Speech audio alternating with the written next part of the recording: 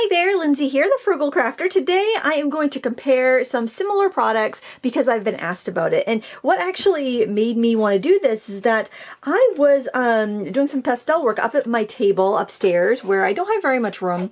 And I love using my pan pastels, but I don't have a lot of room up there for them. And this is only one tray of the colors I have. I have 4 big trays like this and some smaller ones. So it just takes up way too much space for me to use comfortably in my office. But I wanted to use some pan pastels, and I had these smaller palettes of the Jane Davenport palette pastels handy, so I just grabbed them and I started using them on a project, and I was like, oh, these are actually, they work almost as well as my pan pastels. And I told myself I have got to compare those because this, look at this, all these colors takes up way less space, and there's another one here too, and they can all close into each other. So unless of the space that takes me to hold 20 pan pastels, I could have all of these, I don't know, 18 times 4, however many that is, all in the same amount of space. So I was hesitant to really call them similar until I put them out side by side. And I thought I'd also, while I was at it,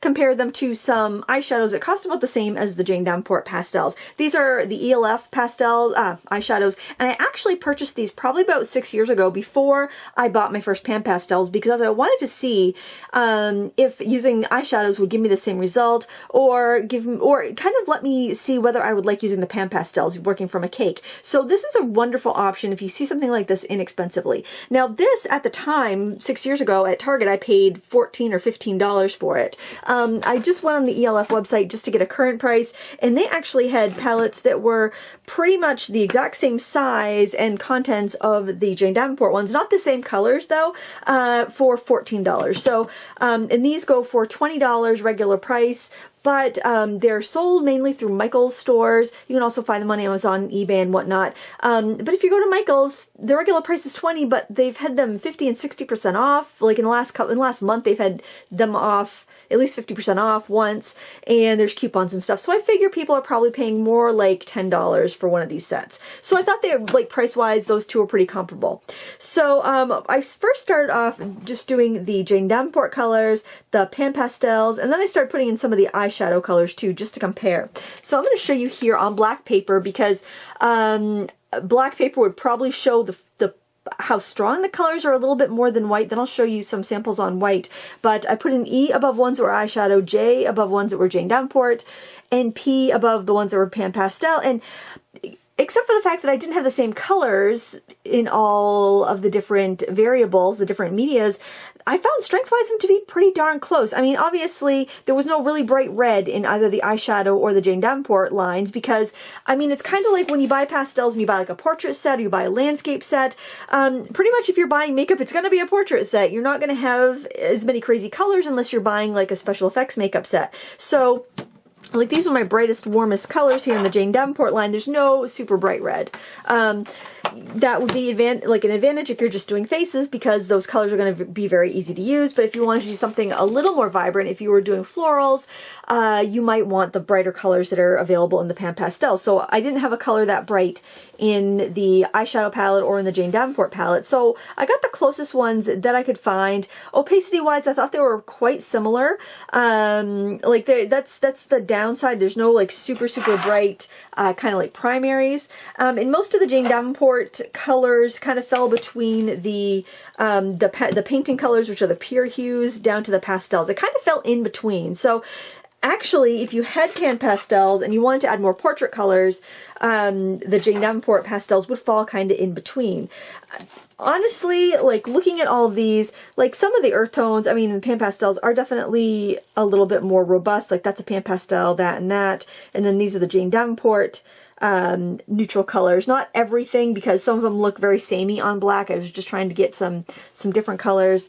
But all in all, the pan pastels are a little bit stronger, but not a huge difference. So I also swatched out a bunch of the eyeshadows on their own just so I could kind of get an idea. They stood up pretty well on the black paper. A lot of the eyeshadow colors had micas in them, where in the Jane Davenport ones, she has one palette that is micas, that's micas, here, and then the other ones are solids. And then she does have a couple smaller palettes that have kind of like a cool assortment with a little bit of shimmer and a warm assortment with a little bit of shimmer. I think these are around $14. So you don't get quite as much bang for your buck with these as you do the other palettes, but it just depends on what you're going for. So price-wise, pan pastels are the most expensive. However, you're getting more in a pan. Like each of these pans would run between, depending if you bought them in a set or you bought them open stock, generally between about $3 and $5 a piece. And so a set of 80, if you bought the whole set, it doesn't come with this palette, just it's the individual pans. That can run anywhere from $60 to $90 depending on where you buy them. So it depends on the investment you want to make and what your goals are. I also compared the metallics. So the pan pastel metallics were probably the most opaque and strongest, but the Jane Davenport ones were pretty close, and the eyeshadow ones were pretty close as well. So I consider them to be very similar. It just depends on how much you want to spend. If you just, how much space you have. Like if you just have a small area where you work on your journal and you don't have room to have these pans out, that's probably not for you. But if you want the brighter, more pure colors, you're probably going to need to go with the pan pastels to get those colors that you want.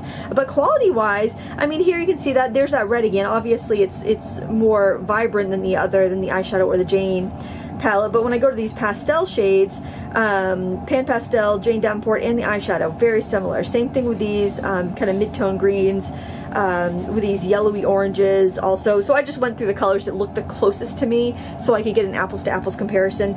I'd say the pan pastels are a little bit stronger, but they're so similar. I think that, you know, you'd be fine to start off with the Jane Davenport pastels, the eyeshadow, see if you like it before you invest. Now, there is one strong advantage to the pan pastels that the other palettes don't have, and this would be more if you are creating artwork that's going to hang in sunlight, is that pan pastels are Lightfast, which means that they are, they've been tested, they're guaranteed not to fade within, you know, normal conditions. So on the back here, you can see ultramarine blue. It tells you what pigment's in there, PB29. Of course, however long your artwork lasts depends on how you've cared for it, how you framed it, how, you know, the conditions that it's in. There's no 100% foolproof. You don't want to go like stick it outside. It's pastel, like without a frame or anything. Yeah, it's gonna run. You want it inside behind a mat and glass, not hung in direct sunlight. But you're gonna get a much longer life out of these theoretically. Eyeshadow obviously has to be safe for your skin. It has to have, that's a much more important quality than it being never fading. In fact, you probably do want your makeup to wash off at the end of the day, so you know, you might have some issues there. But working in an art journal, it's going to be closed up most of the time. It's not going to have the wear and tear and the elements that a wall painting would have. So if you're doing artwork for sale, I'd say definitely go with the pan pastels, just because they have the pigment information, the light fastness, and the fact that if you run out of one color, you can go buy that color. You don't have to buy an entire palette just to you know, just to get one color. But boy, I sure like how compact this is. And who knows, Jane in the past has come out with pigment information on her watercolors. Maybe she'll do that for the pastels as well. I think they're all absolutely fine to use, and I was really surprised at how well these palette pastels from Jane Davenport that you can get at the craft store for not a crazy amount of money held up against pan pastels. So what I'm going to be doing is keeping these upstairs on my art table where I don't have a lot of space,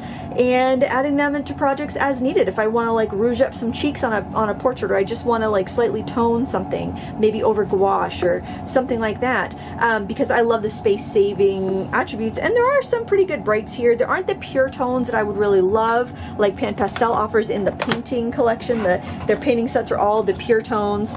Here, if you can see, like, this is, you know, these are all like single pigment colors. Then you get the tints, which are all pastels, so they are the painting tones plus white, and that's what these look like here. And then they've got your painting tones plus black, and those are called shades. And then they got the painting tones plus extra black, and those are the extra black shades. So just depends on what you're going for. But as far as swatching them out and comparing them apples to apples, there's not a huge difference. So if you've been like playing with, you know, eyeshadow, or you've been playing with Jane Davenport's pastels, and you're like, oh, my art would be so much better if I had pan pastels. Not necessarily. I mean, if you want to work larger, obviously they have a bigger space. You can put a bigger sponge in there, but really, there's not that much of a difference. So I promised I would compare them and do a video on it, so there you have it. I hope you enjoyed it. Please give me a thumbs up if you enjoy these comparison videos, and until next time, happy crafting.